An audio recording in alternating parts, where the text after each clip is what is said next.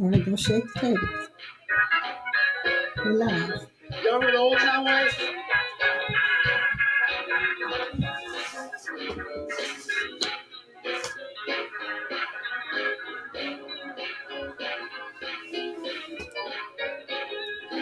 Oh, come over here. It ain't it. At the feast of the Lord. Yeah. Come over here. Where the table is spread. At the feast of the Lord. There's joy over here. Where the table is spread. At the feast of the Lord. Hey, Vern. Hello, Latoya. Good morning, Adele. The pastor's already getting into the mood here.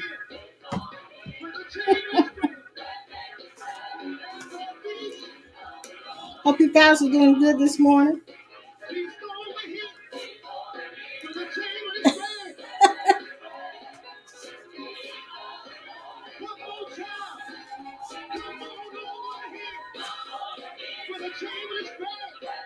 Good morning, Sissy.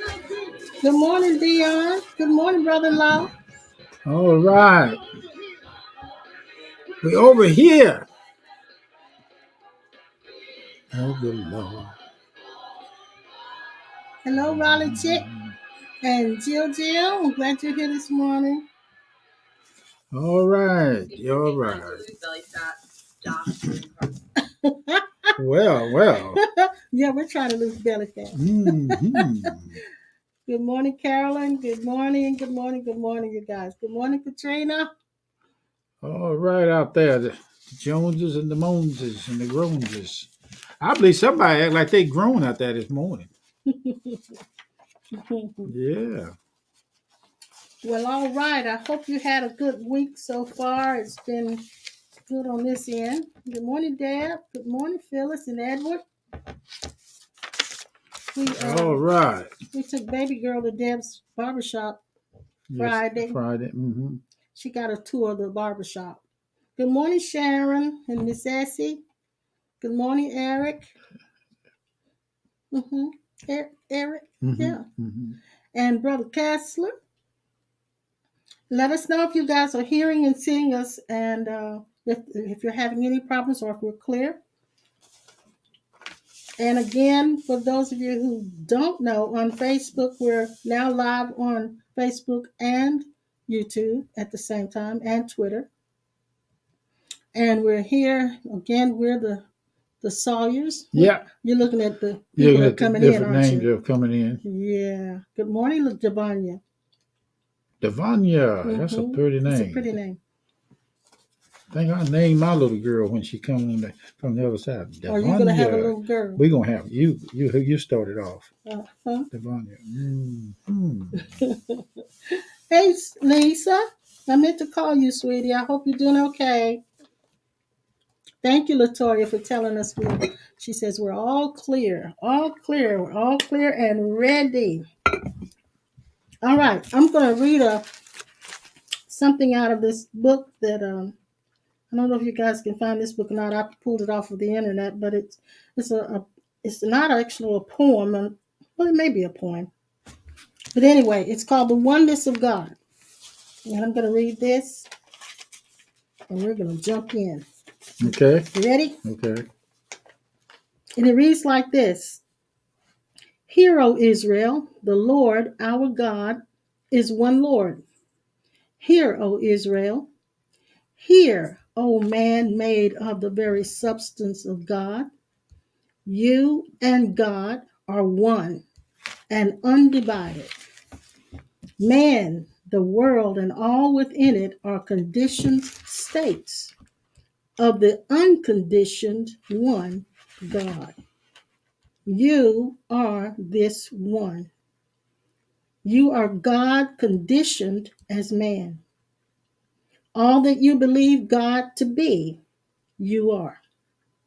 But you will never know this to be true until you stop claiming it of another and recognize this seeming other to be yourself. God and man, spirit and matter, the formless and the formed, the creator and the creation, the cause and the effect. Your Father and you are one. This one in whom all conditioned states live and move and have their being is your I am, your unconditioned consciousness. And I've got a little more. Before I became aware of being someone, I, unconditioned awareness, was aware of being. And this awareness does not depend upon being someone. As the conditioned state, I might forget who I am or where I am, but I cannot forget that I am. That's pretty good, isn't it? Mm-hmm. Mm-hmm. That's pretty good.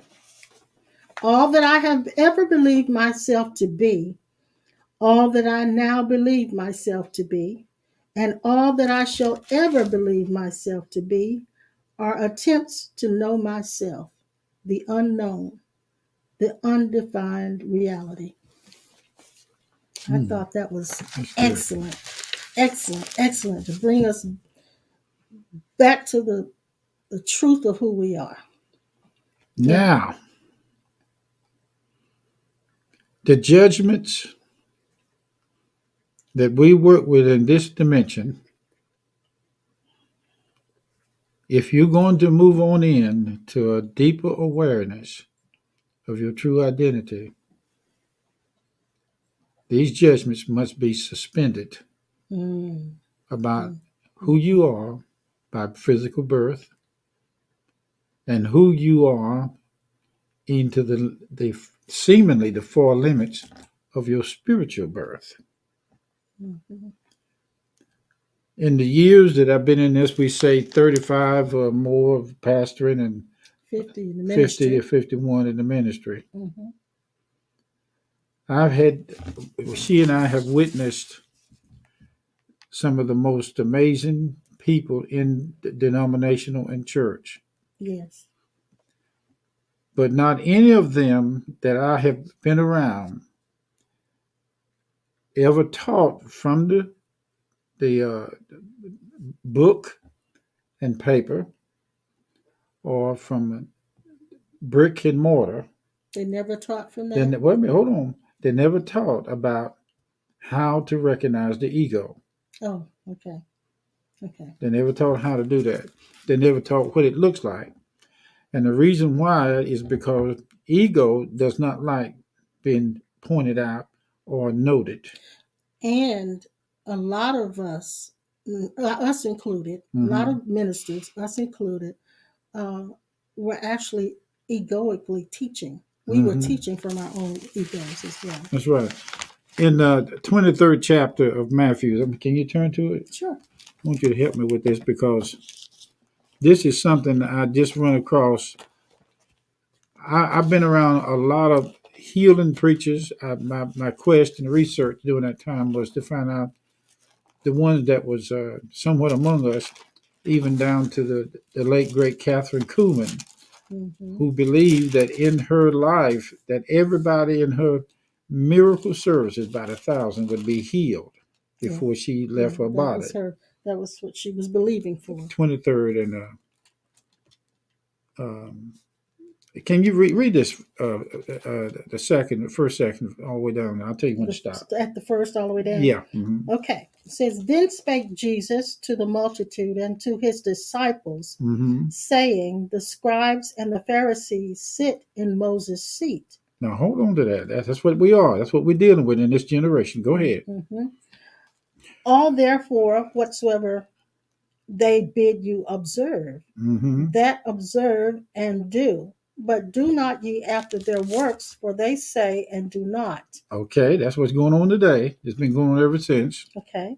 "For they bind heavy burdens and grievous to be borne." Ego, listen to this. "And lay them on men's shoulders." Ego, listen to this. "But they themselves will not move them with one of their fingers." Ego. Go ahead. But all their works they do for to be seen of men. Ego. They make broad their phylacteries and enlarge the borders of their garments. Ooh. What is phylactery? That fifth verse. I don't know what that phylactery is, but that's Anybody one. knows what phylactery is? Read it again. But all Right. their works. But all their works they do for to be seen of men. They make broad their phylacteries and enlarge the borders of their garments. In other words, they get really, really flashy and all that. That's what we are in today. And love the uppermost rooms at feasts. There you go. And the chief seats in the synagogues. There you go with Trump Tower. I want to sit up front, and I want to sit in the pulpit, and I want to sit here, and I want to sit.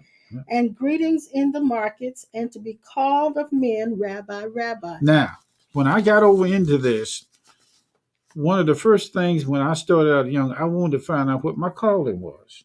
Mm-hmm. And I was so much after that I went to the bishops and the elders in apostolic and the evangelical areas, and I wanted them to ordain me, and nobody would do it. Mm-hmm. But I had to wait until a certain time. I went to the library and talked to librarians who they could give me my paperwork. Mm-hmm. Finally, one day, it happened in Lower South Carolina at Grace Christian College and School. The dean and pastor of the church walked into my church during that time and gave my wife and I honorariums of 6 doctorate degrees from a college in Lois, Grace Christian School and College. But after I got them, I put them on the wall. They still packed away. And I never did find out what I could do with them, except if I wanted a job and they needed credentials, I could give them that. But something happened to me on the inside because I searched diligently to find out how to get the God's miracle working power to do through me what it was doing through all those that I saw. I met and saw some of the most amazing, in physical form, miracles take place. I wept and I cried and travailed. I tried to fast and pray for 40 days and 40 nights because I thought maybe if I did that, the rest of them did it and they got it. But I didn't know if I had time on this broadcast, this telecast, I would take you through the actual details. Before you get into that, I wanted to, first of all, Katrina said that phylactery is a small leather box containing Hebrew text. And then Sue asks what verse that was. And we're in chapter 23 of Matthew. And I read down to the 7th verse, Sue. That's where we were. And the verse with phylactery is its 5th verse. Mm-hmm. But anyway, it's almost like the phylactery, they carry the verses like carrying your Bible in a briefcase. Mm-hmm. That would be metaphorically speaking. Mm-hmm. But one day I saw a preacher stand out in front of people, and he was ministering the gifts of the Spirit, word of knowledge, discerning of spirit, miracle healing, prophecy, interpretation. I've seen all 9 of these, man, and so other 9 gifts operate in our life since we've been on this earth for 73 years. And one day I was standing in front of somebody, and I called him out to minister to him. And the Spirit told me, said, turn your back to them and tell them everything you see. Okay. And I did. And in the process of that, on down the road, he said, now you see, you do not have to see people physically in order for you to know them. So over the years, he taught me how to do the same thing on television without seeing people seeing me, on telephone, and be in another room. So remotely. Or blindfolded. Either way, I could turn my back on them and still do the same thing. Right. So now, how does that apply to what you're reading here? All right. I'm reading this I'm reading this to get you to understand that these guys are these people that I know, just like the ones on television that's fussing and fighting over the past election. They want to be seen. But when I found out what was going on about the ones that wanted to be seen, I run across the word ego. Right. And when That was the first. Oh wow! I remember when we first started talking about ego in our church. At the time, we had 500 people, and we started talking about the ego. And man, everything started busting loose. Everything. And it started sticking It its head started, out, and some of the people around there started going around telling, "That's ego. That's ego. and there That ain't was, God. That's ego." and all of a sudden, the dismantling started. Yep, that's right. It was then that people began to thin out in my church, and I found out that we were under a pastor that, I must say this, he was really hell and brimstone. Fire and brimstone. Fire and Hell, brimstone. fire and brimstone. He was fire and brimstone. Yeah, he would stand up on the benches and the chairs. chairs. But he did us the most good. Yeah. Because he completely, well, I won't say completely, but I'll say he did 80% of wiping out the ego. He did. I mean, talking about feeling like a penny with a hole in it. Yes. And he preached so much against it that he walked and went. But we almost didn't recover. Almost. That's right. The grace of God led us to another female pastor. Her name was Ruth Bobbender. And she healed us. Yes, she did. She took us in under a wing. She began to just kind of gently push us out in front of people because we were devastated. Yes, we were no good for the ministry at all. And we were like, he had said to us that if we leave there, we weren't going to live, we're going to make it, and all kinds of stuff. But she took us in and nurtured us and literally helped us to get back on our spiritual feet without building up a whole lot of our ego again. Read that. But I like this passage because it really does tell you what the ego looks like. He described in detail. Years ago when I read this, I was just reading it because. Can I read it again? Yeah, go ahead. It really does tell you. Read it again.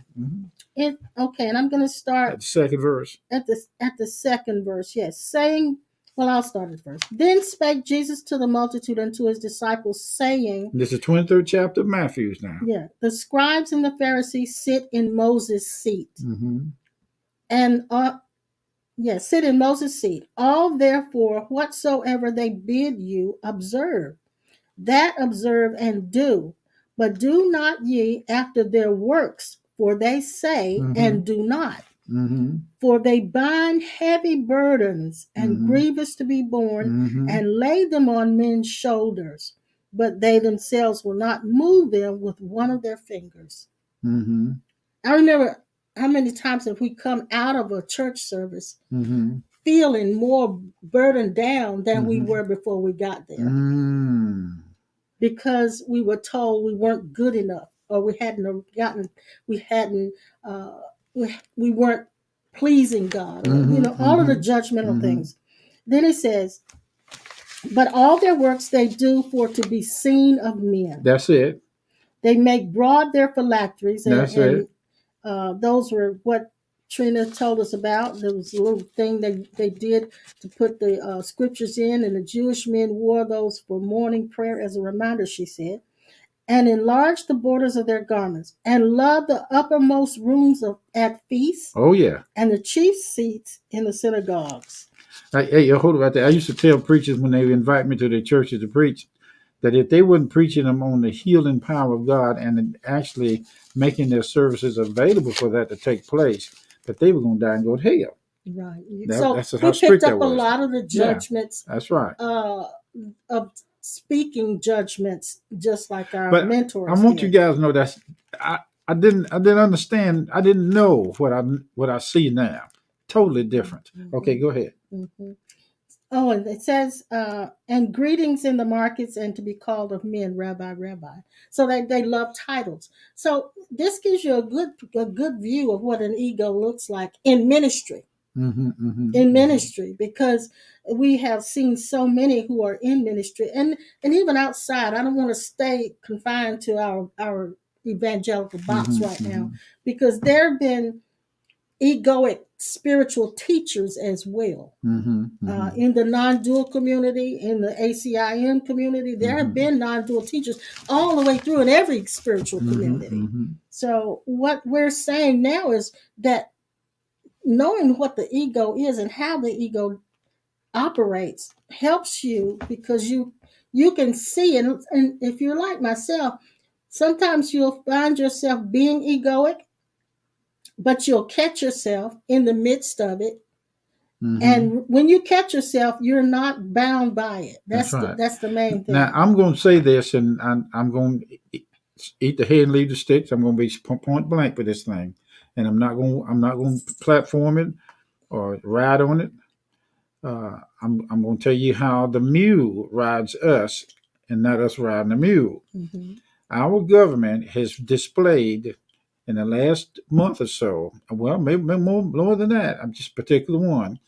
What the ego acts like when it causes riots and disturbances in our Capitol building and those that are connected to it.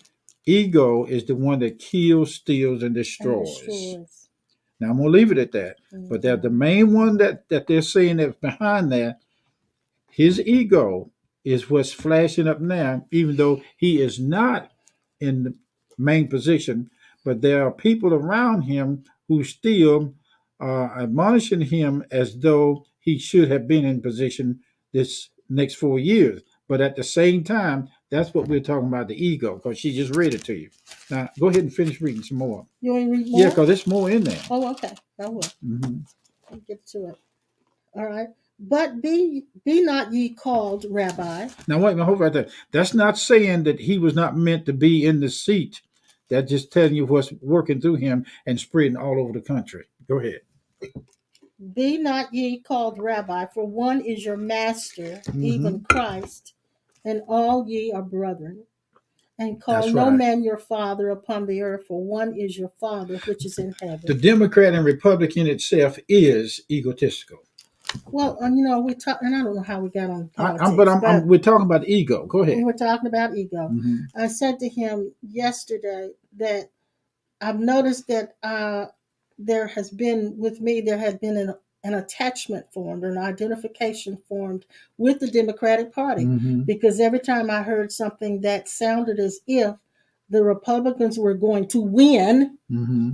I felt some kind of way. Mm-hmm. Yeah. And that gave me a clue that I was already lost in my mm-hmm. egoic thinking. Mm-hmm. Mm-hmm. So the ego is a slippery slide thing. You know what I call it, and y'all probably heard me say that those have been around us.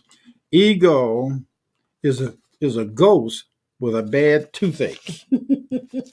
And that's all it is a ghost. Mm-hmm. Because it is not actually an entity. No, it's a psychological identity. Yes, it's when we're believing that we're something and we're not. And that's the one that Jesus dealt with in the wilderness. Yes. Now, I'm not trying to say to you guys that the Bible, the different versions of it, or not the Bible, or the Course, or either one of them. I'm not trying to put either one of them in their place as being the higher superior or right. Yeah. Because the most important thing about what we're telling you, that superiority is removed.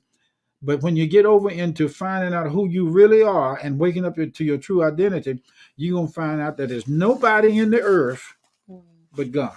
I'm not going to put a name on it. Yes. And you say, I am, or you are, they are. You can go Joe, Bill, Mower, or Skid Row. I'm just telling you that the key to this whole thing is recognizing that God is, and you don't want to use that too much because there are people that have problem with that. Yes. So we just leave it where it is. Let the grass grow where it can. Okay. Let the grass grow where it can. Should I read some more? Yeah, go ahead. Mm-hmm. All right. Neither be ye called master. Okay. I wanted to be an apostle. I could go through every last one of the credentials of the fivefold ministry and fit in them all. I've worked in all of them, but I don't want them. Mm-hmm. I don't have to have them. Now there's no attachment. There's no identification. And I was scared that if I didn't say that I would be letting God down. I would be relinquishing my calling, and that I would be under judgment if I did. Not understanding that you can fulfill a role and still not have an identity with it. I studied if you guys are interested, I studied everything that you could go through to find out what gifts operate with each ministry. They come in clusters and they operate with certain ones to verify the office that they stand in. I found out who it was. Now I like to say this: some of you, some of us out there that are in the course and in enlightenment and waking up, and some of the top ones, if they have been through it, fine. But it was not meant for us to go through this and then switch over and make it become our enemy. It was a stepping stool. It was a speed bump.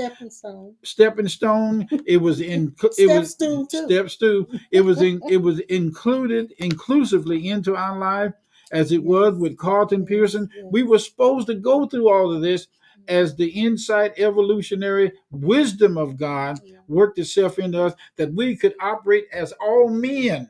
And so one of the things that we've had to deal with is that for years, like he said, we've been trying to find our niche, what group we belong to. Do we belong to this group? What camp? What camp do we belong to?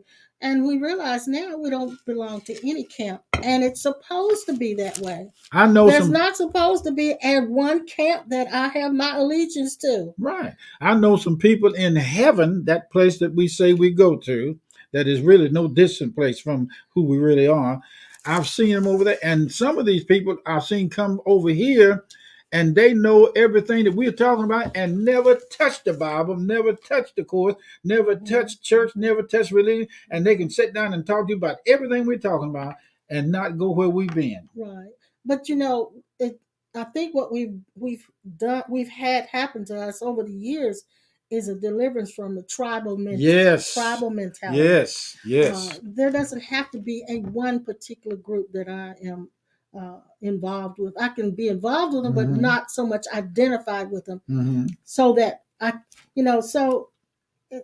and people, that's one of the things that is our basic need, the need to belong. And so this particular camp that we are now is all inclusive. All inclusive. You know, if you think back, honey, we were into the all inclusiveness when we started out, but we kept switching back and forth. Now, here's something I found out, and y'all heard me talk about it. I was watching, and just stay with me now. I was watching America Got Talent, and that was a young lady who was an Olympic gold medal winner, participant. She and her husband, and some of you may remember this, was out on the field track and field event, and they was actually gold medalists. I mean, they was top of the line. And he was doing some kind of hurdling or jumping, and he slipped, his foot slipped, and he fell, went over the whatever, and hurt his back, and he was paralyzed from the neck down. She came on America Got Talent and told the event about how she felt after that. She's still with him. They got married after he was in the wheelchair and couldn't move. She married him anyway. And she felt really guilty about the situation, and he tried to explain to her that it was nothing to it. But here's my point. I had something to happen to me while I was watching her sing and looking at him in the wheelchair. I found out years ago how to push, like pushing a wheelbarrow, like pushing a door open. I found out. And I sit there and I watch him, and with tears and travailing, the first thing I did, spontaneous, I chose to push the resurrection power outside of me to touch him in that television screen. I remember doing that one time when I was in the basement where we used to live at a house. And I pushed myself out to assist a man in Africa that you didn't know, that I didn't know, and I could see him, that you intuitively picked him up, connected with him, and helped him in a deliverance for a person. Now, listen, I'm saying this to you to get you to understand. You'll start out, if you study this and learn it well, you'll experience these manifestations. My point is that these areas that it talks about in the Bible of the gifts of the Spirit is not really gifts of the Spirit. They are spirit beings' potential. Innate abilities. That's right. Everybody if you want to say, carry them, have them, and can work with them. But the church and the world has classified them in terminology word psychic gifts versus the real gifts of the Spirit. And that's because the church, unfortunately, the evangelical church is a little worse off than some other churches, but they're not all inclusive. So they have, okay, this is God's people over here, and these people are not God's people. And so and these people are of God, these people are of the devil. So there's always that conflict. So what I started doing, I didn't say anything about it, and I'm saying it now. I mean, this is the way it is. I said I was shown that there were gates that these guys had found out about, and some of these evangelists that I found out about who could do these things went to a foreign country and found out what they were doing. And when they got over there, they come back over here with people that are blinded. They couldn't see what was behind the way they function in these manifestations of the gifts. Okay. And they would use them on people over here in the church and make millions off of them. Make thousands of dollars off of them. And there are some prophetic schools that are used that'll teach you how to function in these manifestations, but they are the same basic techniques that they teach people in foreign countries and what we would call psychic schools. True. Now, the Lord showed me that I didn't have to use those techniques that they would use to function in these areas, but I didn't need to find out how they are awake or are they lying dormant inside of everybody, and they are. I know people who can function in these things, and some people would say, well, they're doing it by familiar spirits. Well, let me ask you something. If they're doing it by familiar spirits and they're doing it through the occult, and I found out people who were doing the same thing in the church baptized with the Holy Ghost, which one is more familiar than the other one that is familiar? They had to be familiar with the Spirit of God as well as those others that was familiar with familiar spirits. Either way, you are the familiarity of the functioning of the way they were. So when I put two and two together, I found out that there were basic line principles that all of them used. And I'm telling you, I saw those who were somewhat among us who spent hours praying in tongues in the closet. And I'm not turning against them. I'm just telling you, this is the way you work it. You have to work these things until you have to deliberately, with effort, work and consciously, deliberately work them, and then finally drop them. Because you will run into the ego. You will get to the place, if I could show you, you would get to the place where you could work these manifestations. I mean, based on your spiritual temperament, you could be able to turn the stripe on a leopard back, change the spot on, not a leopard back, I'm sorry, change the stripe on a zebra's back, and change the spot on a leopard. You will be able to make water run uphill. You will be able to bake a cake and never touch the stove. I'm just giving you metaphorically the example of what you could do, because your potential would be like Superman coming to Earth as Clark Kent and disguise as Clark Kent with a Superman identity and do things over here that would be supernatural, but over there, they're just normal. Now I'm telling you that once I found out how to let go of them, I now found out the definition of true compassion, real love, without being seen, and still work these manifestations without the ego. Well, one of our, I'll call it a dilemma, because it felt like that at one time. It kind of still does. When you were doing all of that, of course, we were in the religious setting, in a church service, and we set our services up to have around we that. set it up we for set that. It up around and you that. can't set your church or your building or your house up for that. Just like these psychic folks that have the sign up in their front yard for anybody in need of reading or that. You do that. Yeah, go ahead. But we set it up for that, and so a lot of the egotism we didn't realize we were in order to do those exploits that you're talking about. Mm-hmm. While we had good intentions, there was always the ego that wanted to be seen, Mm-hmm. or sometimes that there's a desire to do something for someone else, not so much to be seen, but because it's the only Mm-hmm. thing that gives me Mm-hmm. self-worth. Mm-hmm. And so when we no longer needed that for our self-worth, and we no longer wanted to be seen because the ego Mm-hmm. had been diminished, then there was the dilemma of how to do it now in a different way. That's right. That's right. Now it's a way. But I need to Yeah. Go ahead. address some Go things ahead. here. Go I ahead, know baby. you're on a Yeah. Go ahead. Go rabbit ahead. Go trail, ahead. Go but ahead. You're fine. Sinette asked this question. I'm going to Mm-hmm. put it up so you can see it. She said, I am involved in politics. Show the way, but not get engaged in the fight. Just showing a vision, Mm-hmm. how to get engaged and not let your ego take over. Any advice? You are on the right track. Your statement within itself is the speaking of your inner wisdom. Mm-hmm, mm-hmm. But the only thing that I remember when I began to find out about the working of these powers, you will always have the assistance, like Jesus said in the temple. The Spirit of the Lord is upon me, for He hath anointed me to heal the sick, to Mm-hmm, open mm-hmm, mm-hmm. prison doors, and set the captive free. You find out that there were 7 manifestations of spirits or beings that worked with Him. And you go back in Isaiah and look that up, where He talked about the Spirit of the Lord is upon me, for He hath anointed me to heal the sick, to set the captive free. Mm-hmm. You will find out that there's other light beings that work with you in this.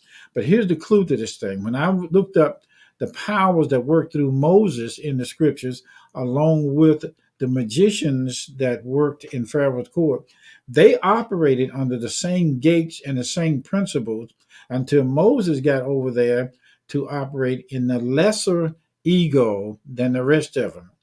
Moses began to operate from the pure self, which was actually using the same principle. They put it like this: the power that the magicians used was the power that was in Moses, but they was using it for an ego cause. Now, let's go on into it, because as you stay around these people in politics and like that, you'll have to learn to eat the hay and leave the sticks, like we've always talked about. May I inject something? Mm-hmm. I know someone that's an icon just passed this week. Mm-hmm. That's Cicely Tyson. Mm-hmm. She, in her last interviews, made a comment that she had an incident that she realized that there was so much racism Mm-hmm. Mm-hmm. that she encountered Mm-hmm. in her That's ego. in her effort to become an Mm-hmm. actress. Mm-hmm. And when she did, it caused her to make a decision. She made the decision that she would use her career as a platform. And that platform, she would use that platform to address issues Mm-hmm. Mm-hmm. that needed to be Mm-hmm. addressed, Yeah. that had disturbed her and Mm-hmm. other people. So while I can't say that her desire, her aspiration was egoic, but Spirit used that. So it's not like you got to sit back and say, well, I can't do this because it's egoic. Or I can't do that because you really have to have a spontaneous Mm-hmm. life. Mm-hmm. In the event that you're involved with anything like politics, which Lord knows we've been watching the news like crazy, and we've never been news people. Mm-hmm. We never really watched the news, but lately it's like it's at the forefront of our minds. And I found myself being attached to the Democrats, even though I have voted Republican at times and I vote Democrat. It depends on what their values and their agendas and all of that is. So so in the political arena, it will be hard to stay out of the ego. Mm-hmm. Because you will want to take a side. It will cause you it to will want that. want to take a It side. will want to do that. Mm-hmm. Mm-hmm. To try to be all inclusive is the goal. Yeah, yeah. Now, if you go into it, Sinette, if you go into it with your eyes open, you will see. Let me tell you what, your perception and insight, discerning. You remember when Peter and Jesus were talking about who do men say that I, the Son of Man, am? And Peter said, thou art the Christ. And Jesus said, the flesh and blood did not reveal it to you, but the Father. Then the next few minutes, Jesus began to tell Peter and the rest of them how and what his destiny was on the cross and resurrection. And Peter began to rebuke him. And Jesus said, get behind me, Satan. The Luciferian principle is operating in D.C. and other places. You'll have to go deep deep enough into your. Let me tell you this. And the Luciferian. This is the thing. We, especially those of who've been in evangelical circles in church, and we talk about. We have talked about the devil and satanic. That's the ego. Demonic. That's the cover up for influence, the ego. But we have not talked about Luciferian. No, that's the influence. The Luciferian is the cover up. Luciferian influence looks real lofty. Oh. It looks lofty and good, and it looks like a good thing. It's like putting lipstick on a pig. And then you realize, oh, wait a minute, this is not a good thing. Put a dress on a pig and lipstick and high heel shoes. I'll give you an example of how the ego works in the Luciferian principle, just real quick. We were at, I think it was a restaurant last week, and we went out. We don't normally go out to a large restaurant because we're trying to stay safe, but we wanted something special, so we went out. And when we did, I had somebody had sent us $200 about a month ago in the mail. I gave him $100 and I kept $100. And I kept that $100 bill in my bill folder for that length of time, not really doing anything with it because I'm not a cash girl. I don't do cash much. But anyway, at the end of our meal, I felt impressed to give the waitress that $100 bill for her tip. And I did that. I did it. And when I did, of course, she had her response, and she was all elated and everything, and thanked us so much because she had just taken in a 17-year-old girl and had no way of really taking care of her. That's what she told us at the table. And so afterwards, he got up, and before we left, gave her another one. But on the way out, I remember feeling, I wonder how she responded with that second one. Okay. The ego slipped right in there like, I wonder how she responded with that second one. And I wanted to know that she really appreciated it. Now, you know what? I'm glad you said that.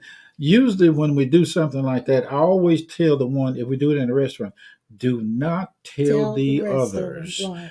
And when I took this back there to give to her, one of the girls was standing right there beside and saw it. And I said, no, I wasn't private enough. I didn't crucify or kill the ego enough to do it in secret. You know when to do it public and when not to. So even doing good, Luciferian principle it'll float on the good that you do. So the ego can use your good as well. Right. Yeah. But it's not that you shouldn't give. Go ahead and give. But you notice whatever the ego does afterwards. Here's the ego. There are people that will support us financially if they can give and have a write-up. After the end of the year? A deduction. And they say, or some people would give if they could get notification that everybody would know that they gave. And this is what has happened to a certain movie star that has put a blessing on a certain pastor that gave millions and then laid hands on the pastor as though he was going out. I would fall out too if somebody gave me $1 million. I guess I'd act like I was in the spirit too. But you see, the channels are no different than me walking up to this man or him giving $1 million behind closed doors and nobody. It should have never been publicized. Like, here's the ego again. Exactly. When somebody win the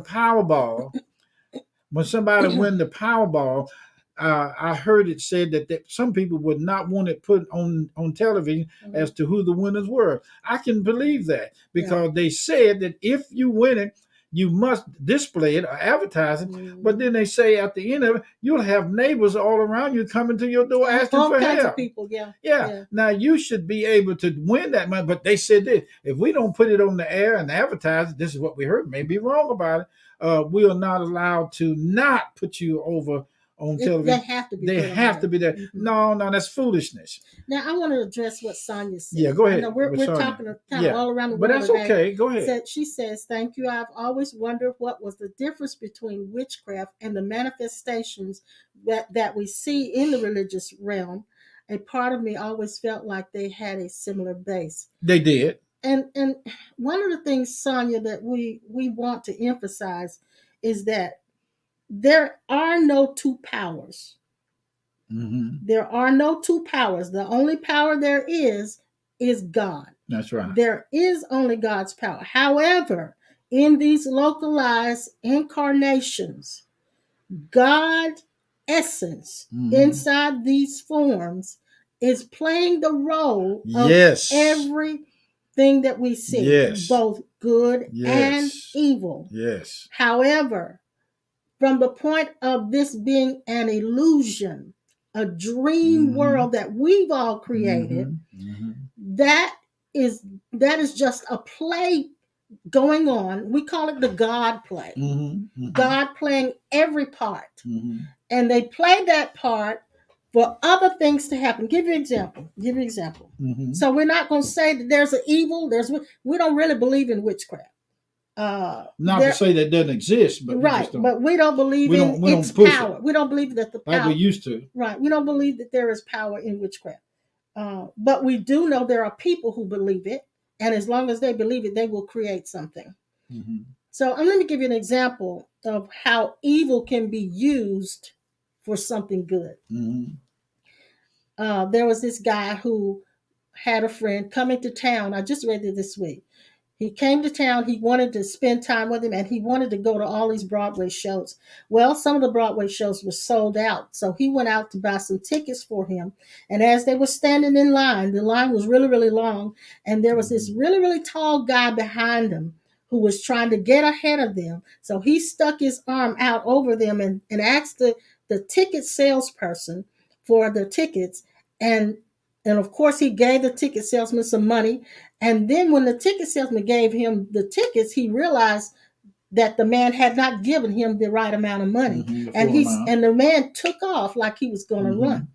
And so the man who was standing there with his friend to purchase tickets because he was wanting to see the show, he said, "You have to come back and pay this man the money that you owe him." When he did that, the man stopped and he came back and paid him. After that, the ticket salesman, even though the show was absolutely sold out, gave them VIP seats. Wow. So that's a good example of how that evil thing turned out to be something for good. Right. So we can label it as evil, not knowing the big picture. Now, here's what I found out, and this was a staggering discovery. The power that was used, the energy that was used. I know some of the pastors I went through that was in the gift said, people won't accept the fact that you're saying energy, so you need to see it like the Bible said, spirit. Okay? The same spirit, energy, that was working through the magicians in Pharaoh's court was the same spirit, energy that was working through Moses. But what made it different is for the source or what they were using it for. Now, you put a label on it, good becomes evil. Put another label on it, evil becomes good. Yes.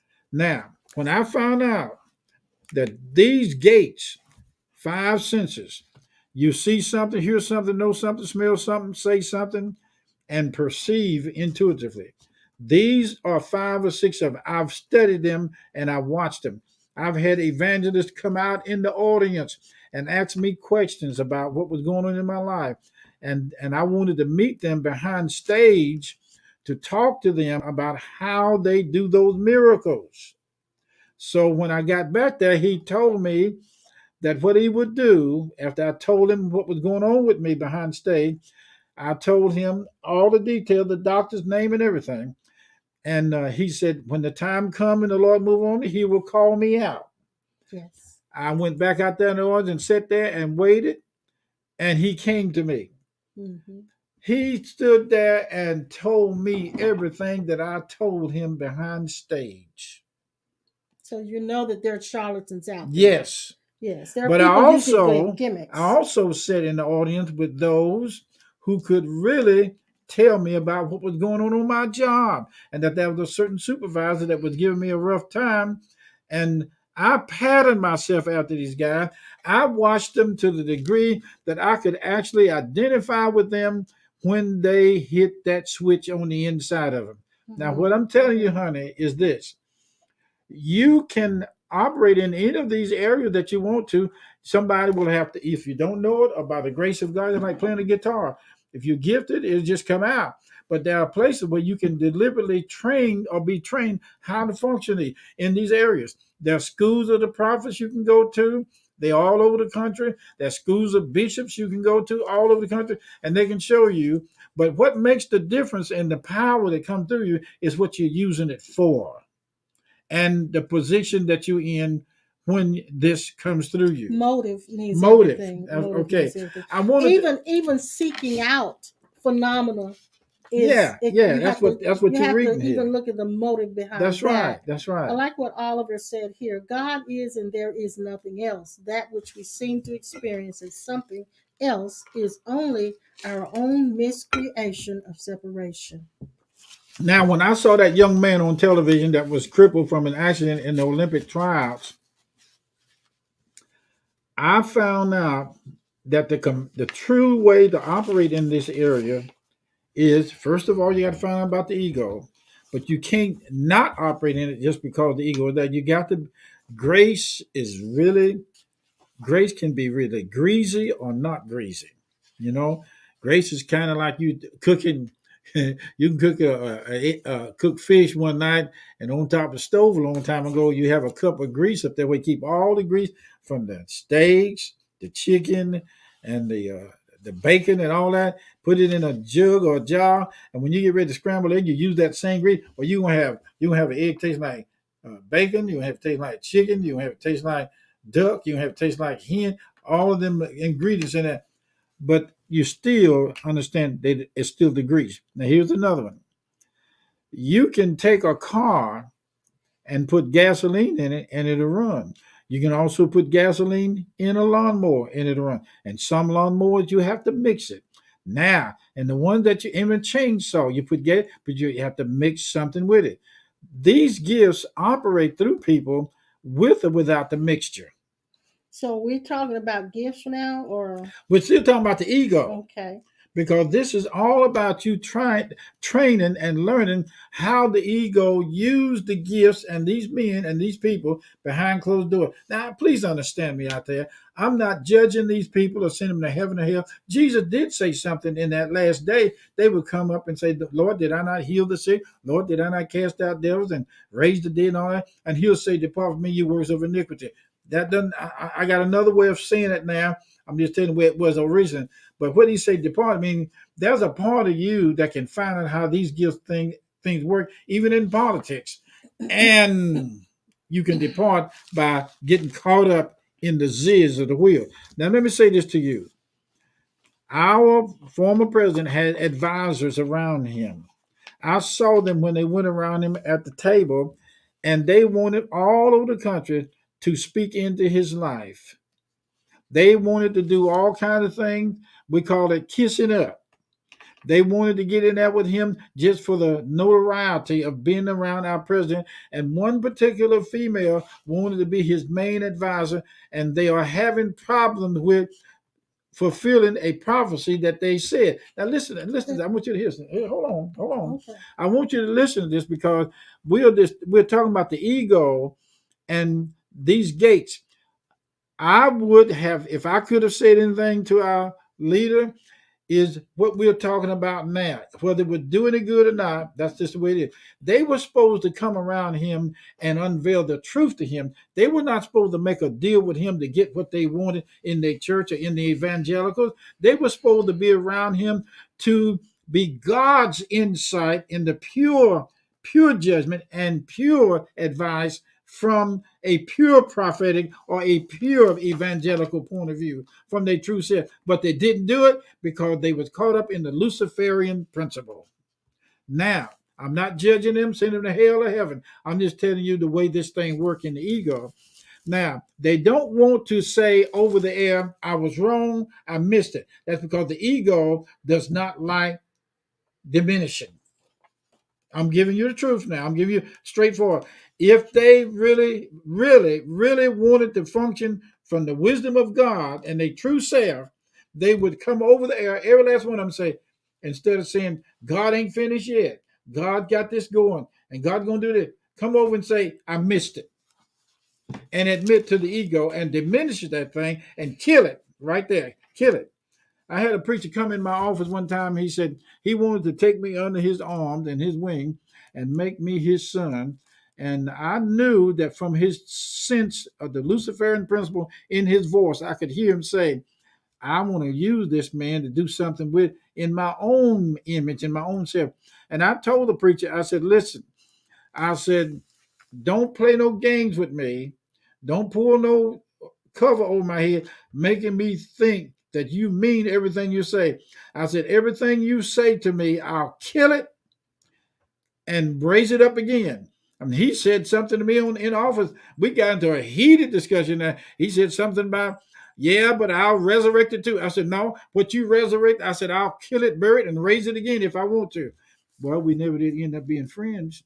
No, we broke the relationship. It was two egos fighting. It was what we called in the natural a peeing contest, and it was both egos clashing with each other. Well, you know, that's the only thing that argues. That's two right. Egos. That's right. There are no arguments if you're not lost in the ego. That's the thing that the church do not understand about these politics. They don't want to leave it alone and just allow the truth of it to be unveiled. Now, this thing is really hot on the stove, and it's a hot pancake. And I want you guys to understand that we're talking about the ego and what has to be discovered. I used to think that if I could get the power of God to come through me, like I really wanted to, I could go in the hospital and empty all the burn unit and the whole thing. I could do it. I could just clean out the hospital. Then I looked it up and investigated into it. And one of the powers that operate in Pharaoh's court was called magi. It's the magical side of these manifestations. And then there's another one that operated through there called a power spirit. And then there's another one operated in there through the ego, vanity, and riches and wealth. And ain't nothing wrong with being wealthy now. Please understand this how you use it. And I looked at this thing and I said, I don't want that. I don't want that. But there was still, the powers were still there. They ain't going nowhere. I just found out how to function not from the false self. Ego will lead you down a dead-end road. And when it uses you up, and when it gets through with you, it'll drop you. Okay? Now, I know you got to get with me on this, but I'm telling you that I wanted to talk to them about this because I want you guys to understand that there are a lot of people in the course and in the enlightenment and waking up that say that these things don't necessarily have to be. They are there, but you are not functioning in them from the standpoint of the church. You are still working miracles and you're still doing healings, but you're doing it from a different point of view in a different way. So I've studied, my wife and I have studied all of those that were saved, they were baptized in the Spirit, anointed of God, greatly used of God. Thousands of people in Africa coming to God on the stage. I've studied where they would be standing in a field with thousands of people, and these boys who had the healing power of God could hear bones and things popping in place out over the field. Back in the old Sawdust Trail, the tent revivals, I studied them and was around them and know this power that we're talking about can work through even the coarse people if they wanted it to. Nobody forces you to work in these things, but if there is a compassion, Jesus moved with compassion and an empathic ability. To move with compassion is to identify with those people who are in these bad positions, like I did with that guy on the television. I identify with him, but to identify with them, you have to become them or be aware that you are one with them. That's the best way to do it. So when you get through, you leave out of their presence expecting no pat on the back. That's the difference between true meditation in your private time and then going out before the audience and praying with a gift that you think will get their attention. You don't have to do it like that. It's a private way you can do it without the ego, and it will fix you in a position where you won't have to deal with the storms of the Luciferian principle. Okay, we come to the end of this road. Yeah, we are. We are. Okay. You want to talk to him a little bit about the end of the road? No, no more than that. We will be back again on Tuesday That's the night end at of the road 7. talk. There you go. Hope you guys got something out of this I hope today. you did too. I really do. I really do. Hope you got something from this. And we want to thank Jill for putting up the fact that you can give. I want to make sure that I put that up there as well, and that you guys can see that. Let's see. Let me go back to some of the comments here. Sonia says, so is repentance in Christianity really a way of recognizing that we were operating in the false self?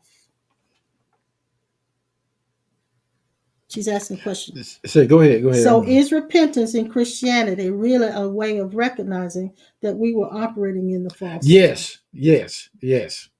The true repentance is finding out.